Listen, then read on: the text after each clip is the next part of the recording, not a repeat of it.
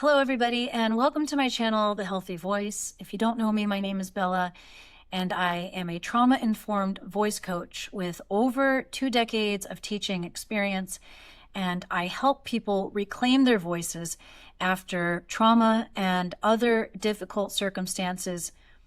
And today, I want to do something a little different, a little bit off the cuff. This morning, as I was voice journaling, I found myself on the topic of sovereignty. And it was getting really detailed, and I was really on a roll that it ended up becoming a rough draft for an article that I wanted to post on Substack tomorrow. Well, unfortunately, it wasn't recording. And I was so frustrated afterwards because I felt like I was really coming up with a lot of important bits of information that would be so useful to all of you. And so I decided, instead of just trying to redraft it, let me just turn on my camera and make a YouTube video. And I will also give you an exercise at the end of this that you can use to help with the topic I want to talk about. So the word that I'm going to be talking about today is sovereignty. Sovereignty is one of my favorite words. My top 3 favorite words are sovereignty, integrity, and dignity. And those of us who are on this healing, healthy voice path, we are always working on reclaiming and strengthening our personal sovereignty. And I use this word every single month when I publish my magazine, The Fifth. Every single month, there's one page dedicated to sovereignty and the voice. And the reason why I tie sovereignty to the voice is because, well, first of all, let's define what sovereignty actually is. It's quite an old-fashioned word. It isn't really a word that gets tossed around too much, and most people pretty much know what it means, but let's be very clear about what I'm talking about. So when I use the word sovereignty, I am talking about the individual right to make decisions on what is best for you and your being. And so I am talking about your body, but I'm also talking about your mind. And that's the topic I was really going on about this morning as I was journaling. I was thinking about mental sovereignty, psychological sovereignty.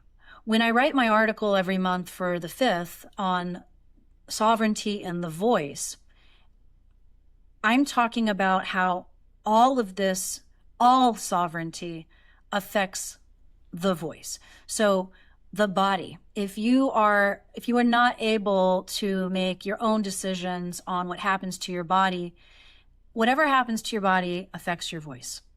And likewise, whatever's happening to your mind is affecting your voice as well. And so that's where I get into the topic of mental sovereignty, specifically when we're talking about abuse or manipulation or propaganda. So sovereignty it's something that we tend to take for granted. And we tend to assume that we fully embody it without any problem just because you decided that you are a sovereign being. But in my opinion, deciding that you are a sovereign being and that you will protect your sovereignty is only the first step. The next step is awareness, trying to figure out where is our sovereignty being threatened. Anything that is manipulating the way you think is threatening your mental sovereignty. On a societal basis, we see evidence of this everywhere. We typically call it propaganda, but it also comes in the form of education and advertising and the news. And so an example of this is, so you may be a very compassionate person. You most likely are a very compassionate person. And so when something tragic happens in the world and you hear about it on the news, your first thought is a compassion and concern for the people who have been affected by the tragedy. But if you stay on the news channel long enough, it could take 30 minutes, an hour, maybe more, but it really doesn't take long before that story begins spinning, where you're basically being told how to feel about the people who just experienced this tragedy. So where you, as a sovereign, compassionate human being, experienced a feeling of concern for the dignity of the people in the news story who just had the tragedy occur to them, immediately you felt that when you heard the news. But then after 30 minutes to a couple hours, after hearing the narrative being spun over and over and over again, you're starting to notice that, well, now you're starting to think that maybe these people deserved it. What happened there? That's an example of manipulation on a massive level. And that's an example of what I would call sovereignty theft, the manipulation of your sovereignty, where you think you're making a decision on how to feel about the dignity of other people. And initially you had that. But if you're not aware of this manipulation that's going on, it's so easy to manipulate the human psyche. It's so easy to spin a story that gets your emotions riled up, where you start to feel like, screw those people, they deserve it. It happens all the time. Another area where this manipulation happens is in personal relationships. And so a lot of you have experienced relationships where you are dealing with somebody who is extremely manipulative or controlling, or you might even simply use the word abusive, where they convinced you that you believed certain things that you were pretty sure you didn't actually believe. They convinced you that you were a certain kind of person, even though you're pretty sure that you are not. This is an example of gaslighting. Another word I like is perspecticide, where somebody manipulates you to the point of killing off your personal perspective. This is also an example of your psychological sovereignty being hijacked. And the word sovereignty, I love it because it puts all the responsibility in your hands. To gaslight somebody, to manipulate somebody, this is something being done to you. But when you claim to be a sovereign being, you are taking a stand and saying, I am going to be a sovereign human being. I am going to pay attention, and I'm going to realize when I'm being manipulated. I claim my sovereignty. So it puts all the control into your hands. This is one of the reasons why in my voice liberation method, I have the hero's journey as my structure for the whole course. And so if you don't know what the hero's journey is, it's basically an outline for every epic story you've ever seen, heard, or read. You have an unlikely hero, a scruffy kind of person, an orphan, someone who's not very strong on the physical level, and something happens to him. Something happens in his or her life where he decides he's not going to tolerate this anymore and decides to go on this epic journey to find the ring or get back home to Kansas I'm referring to Lord of the Rings and Wizard of Oz in case you didn't catch that. So the hero of the story is not like some muscly, strong, powerful person. It's the opposite. They have encountered so many frustrations and beatdowns that they've said, enough is enough. I'm going to fight for my sovereignty. They may not have it so much at the beginning, although they do, because they decide to go on the journey. So they go on the journey and they make friends along the way, they make enemies, they encounter challenges, but with every challenge, they gain wisdom and personal power until they get to the end and they reach their goal. Now, if you've been on a healing journey for a long time, then you know what it feels like to reach a certain level of healing where you feel like, I just went to the 2.0 version of myself. It's kind of like the hero's journey video game of life. So you spend several months to several years working on not snapping at your girlfriend. You have had a habit of snapping at people, but throughout your life, throughout your healing practice, you've come to recognize that this is not an integral way to act. This is not an act of integrity, and you are disrespecting the dignity of this other human being. And so you continue working on it. And after some time goes by, maybe it's several years, you've been on this hero's journey healing path, and you finally get yourself to a point where you finally make it a habit to watch your behavior to the point where you no longer snap at anybody. And maybe that relationship doesn't last because, you can only take being yelled at so many times. But your next relationship is going to be so much better because that's going to be your opportunity to be that 2.0 version of yourself where you don't snap at your girlfriend anymore.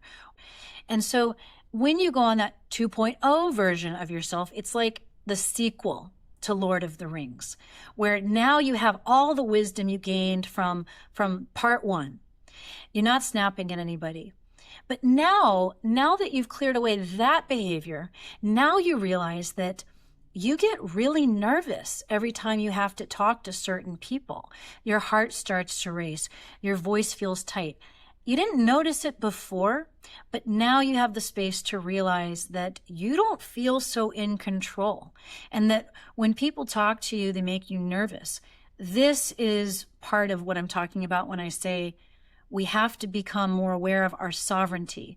Our personal sovereignty depends on us being aware of how we feel when we're talking to other people.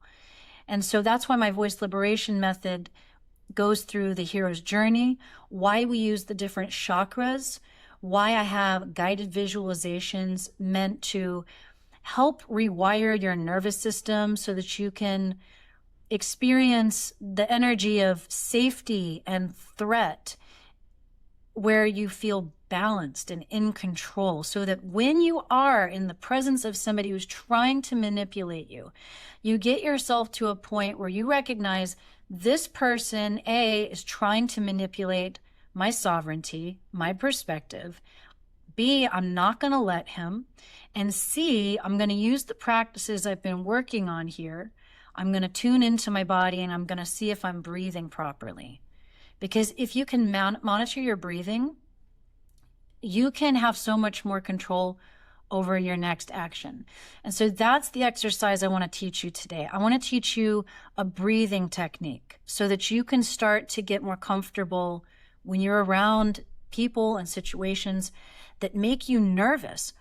Because I'll tell you this, when you are in a fear response, you are very easy to control and manipulate. Your sovereignty is absolutely threatened when you are in a fear response.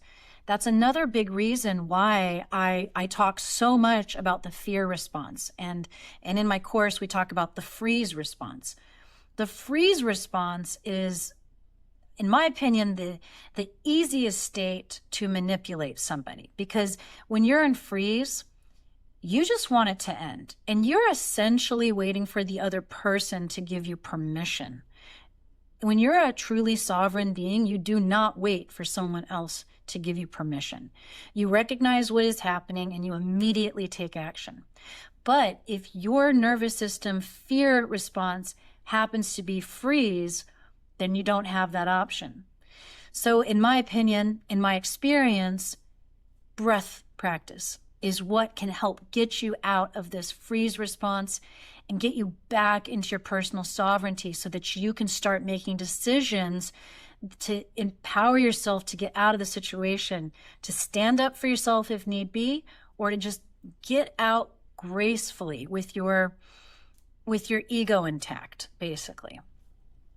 So the breath I'm going to teach you today is known as the ocean breath, or its more formal term is Ujjayi breath. This is a breath technique that we practice in yoga. Some of you may already know this technique, and some of you may know the technique and never realized how it could be useful for your voice work. But in my experience, it's one of the best breath techniques. It's also kind of difficult. So just a disclaimer that if you have trouble learning this, please know that it's not just you. this breath technique takes time to perfect. And people who have a regular yoga practice tend to do it in every yoga session. Some sessions it goes well, other sessions it's too challenging and it doesn't really work. But I can tell you from my own experience, if you practice this technique, if you start to get comfortable with it, it is a huge game changer, because this technique allows you to bring more air into the lungs. And here's the real bonus for this. I want you to watch me for a moment.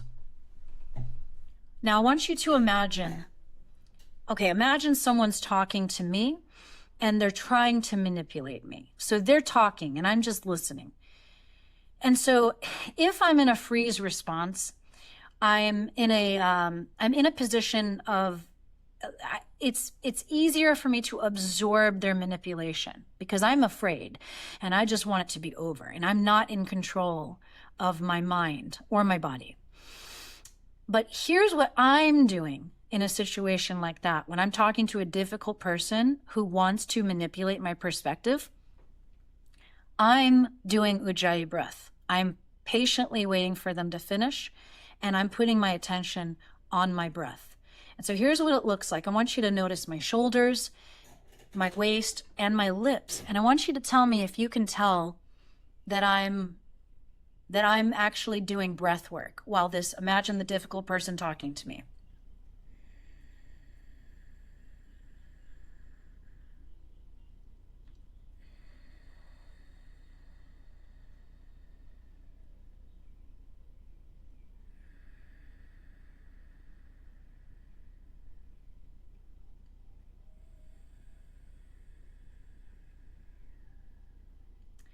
So do I look freaked out or in control? The reason why I look in control is because my mouth is closed. I'm not having to go like, or if I did a little, the thing that some people do whenever they're dealing with a difficult person, they tend to hold their breath. And then when they finally think about it, they go,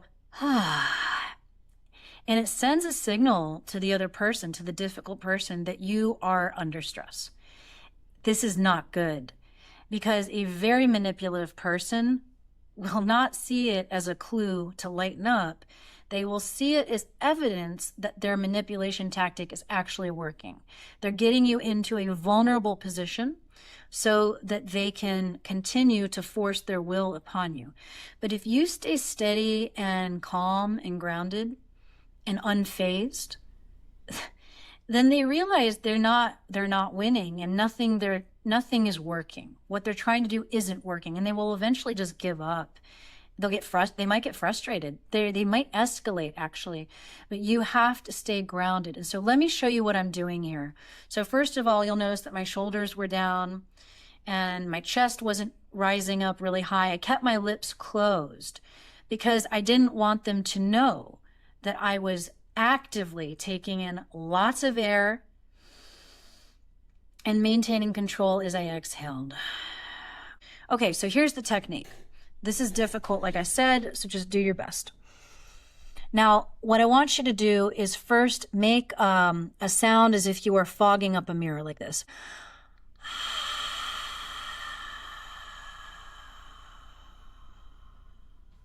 Now, I don't know if you noticed this, but my throat is open. And so we want to make sure the tongue is down. And you can do this by pretending to yawn. So do a fake yawn and notice how your tongue drops in the back. Oh. Keep the tip of your tongue on the bottom teeth. Oh. And try that sound again. With the throat open, you should feel that air pushing past the top of your tongue in the very back. Now we're going to do the reverse, the same sound, but sucking in air like this.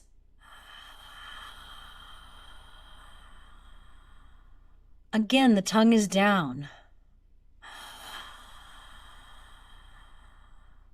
And if you're finding this difficult, do the quicker version of it, which is the gasp. So go, Again, your tongue is down, your soft palate is lifted, the throat is open, so that air is quickly going to the back of your throat. So now this time, let's just try to slow down that gasping sensation.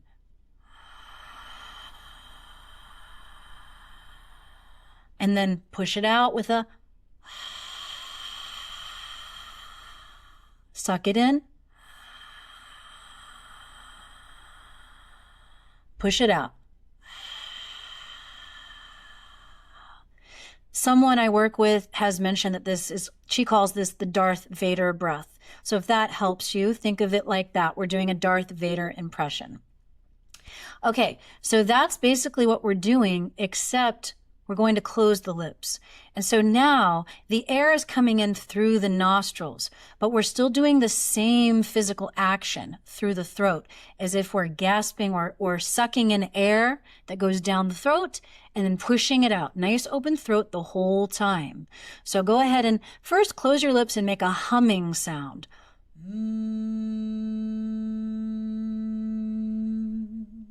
You'll notice that with the humming sensation, with your lips closed, the throat is open. The back of the tongue is down, the palate is lifted.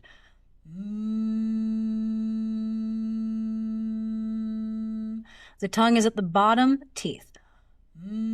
So now try to keep that position as we do that same Darth Vader inhale and exhale. Bring it in and out.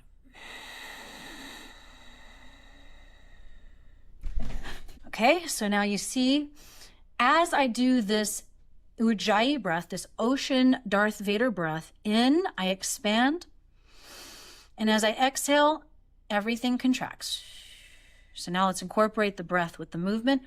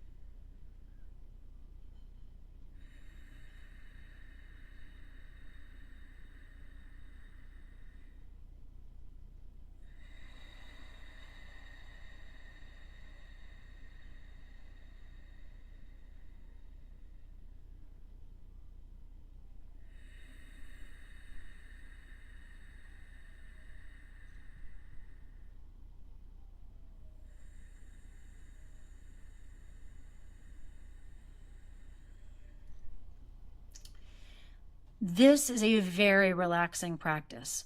This is actually how I meditate. So this can actually be a meditation practice for you.